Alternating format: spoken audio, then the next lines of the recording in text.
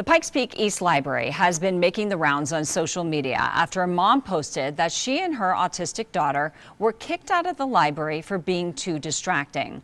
A lot of people started reaching out to the library looking to support this family. They also reached out to Aubrey Groves. She's been digging into the incident and why the library says it is a massive misunderstanding. Yeah, Lauren Frisbee was inside of the Pikes Peak East Library when she noticed what seemed to be a mom trying to calm down her tantruming child. We've all been there as parents, but on her way out, Lauren noticed something seemed off. And they just kicked you out? That can't be right. The mom has filed a complaint. The library says it's an advocate to special needs families. So I wanted to dig deeper into the incident because the mom had told me they were kicked out for being too loud. Well, as a mom to young kids, that caught my attention. So we met, we talked, and we started looking for solutions together. Danetta's 6-year-old daughter has autism. Certain situations trigger her, and when those hit, she runs. Bugs are a big one. And a Miller moth happened to fly by her during an event at East Library. It set her into an autistic meltdown. Danetta went into the library to calm her and keep her from taking off, but couldn't get her to stop crying and says she was told to leave. They didn't offer her any solutions.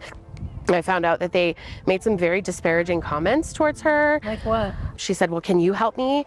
And he said, no, get a social worker. Lauren immediately went back in to be the voice for Danetta, while Danetta could not. Lauren says she confronted the staff about their ADA, or American Disabilities Act policy, meant to protect people with disabilities in places like libraries. The head security guard didn't seem to know what ADA was. When I referenced that term, she seemed confused.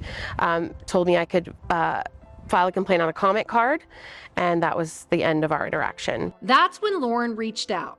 She got me in touch with Danetta, and while Danetta was very uneasy about going on camera, she agreed to talk on the phone, still shaken up. I honestly have been just a little scared to just take her out to even like new places, or like I'm always like, okay, so what if she has a breakdown again? And it's just been a little scary for me. The Facebook posts that brought the two together, one where Danetta reached out to thank a stranger that day. In a separate post, Lauren, looking for the mother she believes had her rights violated. Danetta saw the post, and so did the East Library. We saw it, and immediately the director of branches said, I'm writing up a response. I sat down with Denise Abbott, the Chief Communications Officer for the Pikes Peak Library District, who has a different perspective from security. Asked them to go outside the doors so that the sound was not echoing into the library, so that people were not obstructed. So I dug deeper to find out what happened. I requested video from inside of the library that day.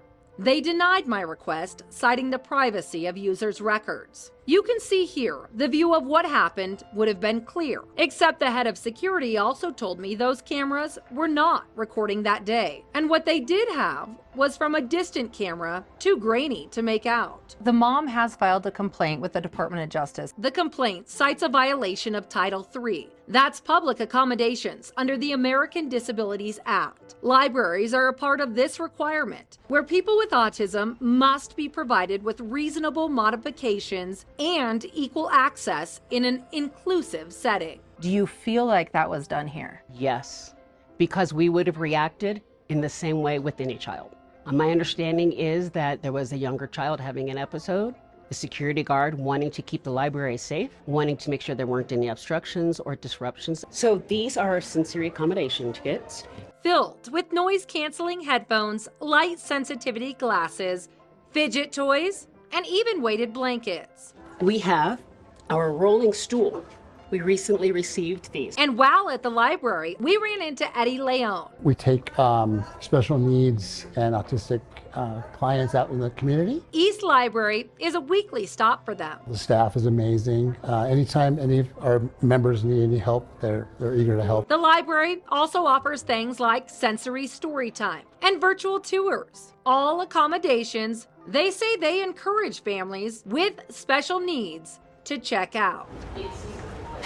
So I asked Denise what she thinks the solution to this incident is. I want to speak to her and ask her, what can we do to make you feel comfortable in coming to the library again?